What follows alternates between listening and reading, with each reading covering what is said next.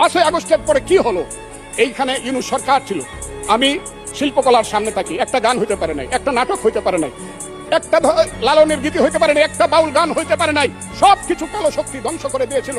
তারা বলেছিল কোন মুক্তিযুদ্ধ হয় নাই, 47-এর যুদ্ধ হয়েছে, আর 24-এর যুদ্ধ হয়েছে, আর 71-এ গন্ডগোল হয়েছে। সেই দিন মুক্তিযোদ্ধা হিসাবে আমি বলেছিলাম, এই আলবদর রাজাকারের বাচ্চারা, এখনো কিন্তু ফজলুর রহমানদের মতো মুক্তিযোদ্ধারা জীবিত আছে। এই দেশে মুক্তিযুদ্ধ হয়েছে, মুক্তিযুদ্ধ সত্য, 30 লক্ষ লোক জীবন দিয়েছে, এটাও সত্য। তখন তারা প্রচার করতে শুরু করলো তারা বাংলায় 2/3 মেজরিটিতে তারা পাস করবে।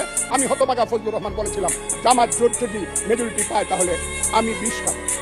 এই কথাটা আমি বলেছিলাম, 20 খাবো। হ্যাঁ, কথাটা সত্য, আমি বলে যাচ্ছি।